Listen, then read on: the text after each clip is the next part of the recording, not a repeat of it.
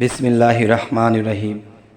হে সমস্ত জগতের মানুষ, আমি আপনাদের সামনে একটি আলোচনা নিয়ে হাজির হলাম।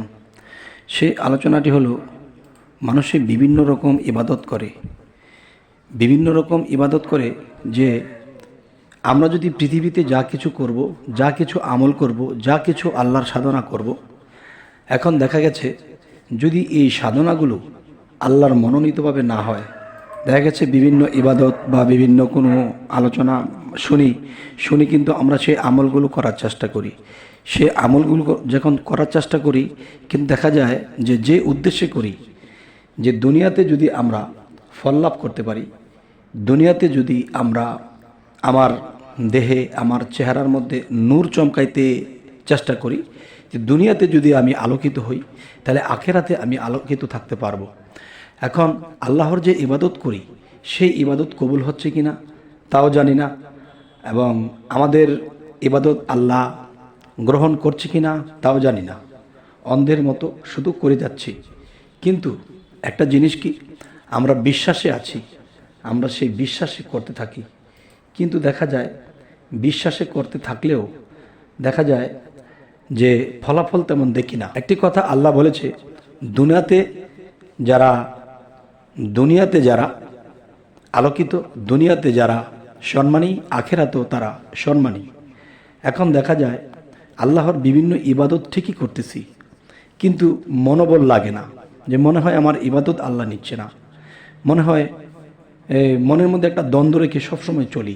কিন্তু দেখা যায় যে সেই ইবাদত কিন্তু আমরা নিয়মিত করছি, যখন কোনো ফলাফল দেখি না, যখন আমরা নিরাশ হয়ে পড়ি, তখন কখনো ইবাদত থেকে আমরা বৈমুখ হয়ে থাকি। তো ইবাদত থেকে যখন বৈমুখ হয়ে থাকি, তখনও ভালো লাগে না।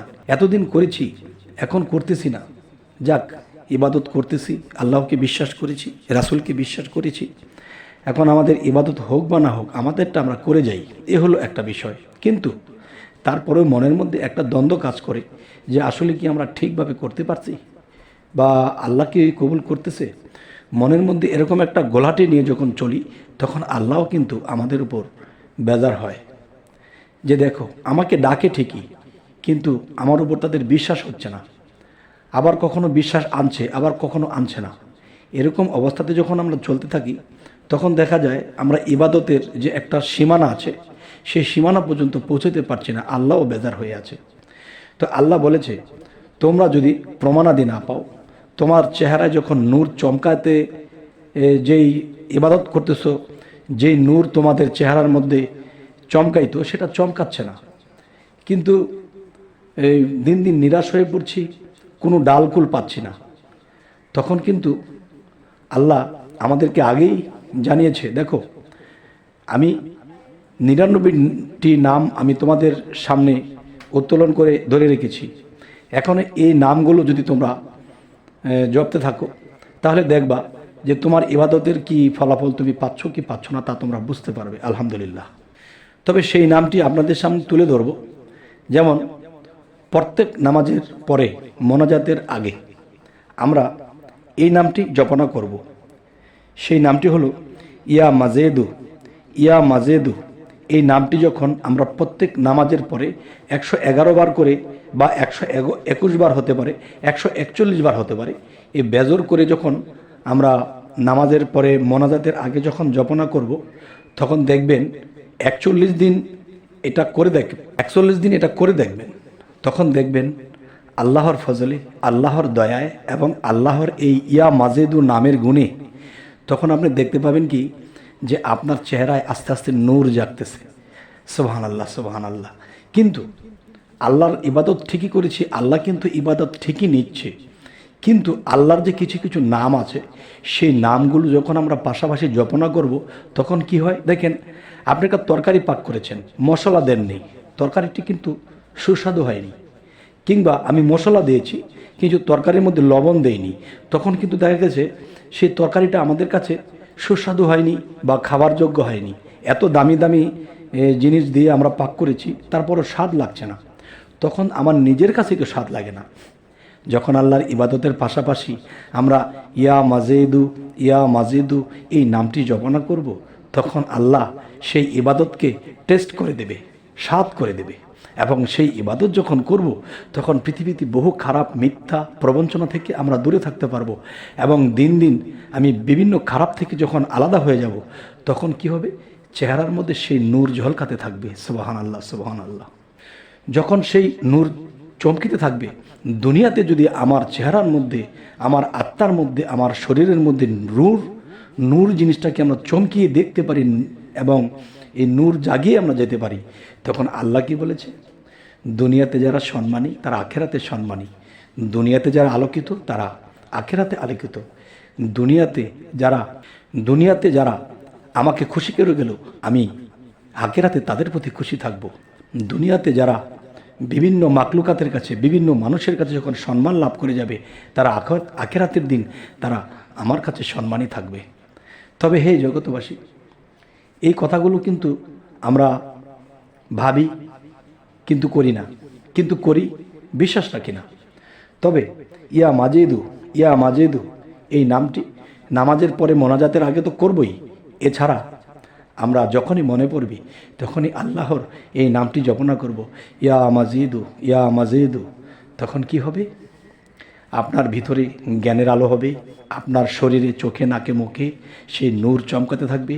আর এই নূর নিয়ে যেদিন আমরা মৃত্যুবরণ করব, যেদিন আমাকে আবার জীবিত করা হবে, সেদিন ফেরেশতারা দেখবে যে আমাদের চেহারার মধ্যে নূর চমকাচ্ছে, আমাদের কথার থেকে নূর বের হচ্ছে এবং আমার আত্মা পরিষ্কার নূরের মতো ঝকঝক করতেছে। তখন ফেরেশতারাও সম্মান দেবে। আলহামদুলিল্লাহ, আলহামদুলিল্লাহ। হে জগতবাসী, এত সহজ সরল, এত সুন্দর পথ, এত সুন্দর সুযোগ সুবিধা আল্লাহ আমাদের জন্য রেখেছে, কিন্তু আমরা এগুলো করতেছি না। না করার ফলে আমাদের মন নষ্ট হয়ে যায়, আমাদের ইবাদত হয় কিনা, আমাদের কোনো কিছু ঠিক হচ্ছে কিনা, আমাদের ভিতরের দ্বন্দ্বে আমরাই এরকম কষ্ট পেয়ে চলি। কিন্তু আল্লাহও কষ্ট পায় যখন আল্লাহকে ডাকি, আল্লাহর প্রতি ঈমান আনি, আল্লাহকে ভালোবাসি।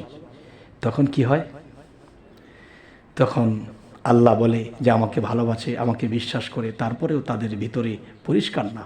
আর সেই পরিষ্কারটা করার জন্য ইয়া মাজেদু এই নামটি যখন জপি, যখন তখন মনে পড়ে, যখন জপি, তখন কি আল্লাহ খুশি হয়ে যায় এবং আল্লাহর নূর হইতে আমি সিফাতি সৃষ্টি, আল্লাহ জাতে নূর, আমরা সিফাতি নূর, সেই সিফাতি নূরটা অন্ধকার হয়ে আছে। আর সেই আল্লাহর জাত থেকে যখন সেই জাতি নূরটা আমাদের মধ্যে প্রয়োগ করে দেয়, তখন আমরা সেই আলোকিত হয়ে যাই। হে আল্লাহ, তুমি আমাদের তৌফিক দান করো। আমরা শুধু শুনেই গেলে হবে না এবং এই আমলগুলো আমাদের করতে হবে।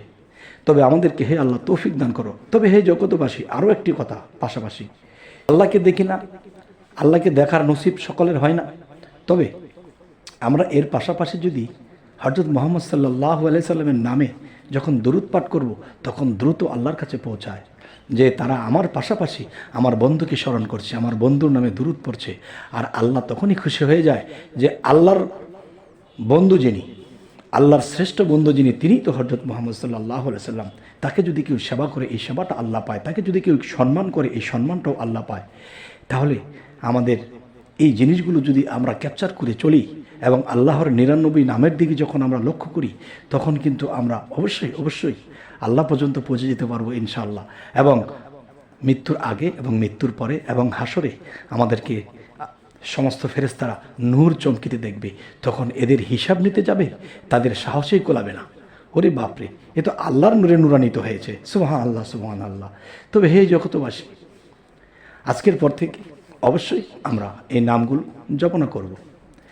তো একদিন আমাদের জীবন আলোকিত, ধন্য হবে আমাদের জীবন। তবে হে জগতবাসী, আমাদের এই আলোচনা যদি আপনাদের ভালো লাগে তো অবশ্যই সাবস্ক্রাইব করে রাখুন এবং পরবর্তীতে যে আমরা যে আলোচনাটি নিয়ে আসব তা যেন আপনাদের কাছে সুন্দর পৌঁছে যায়।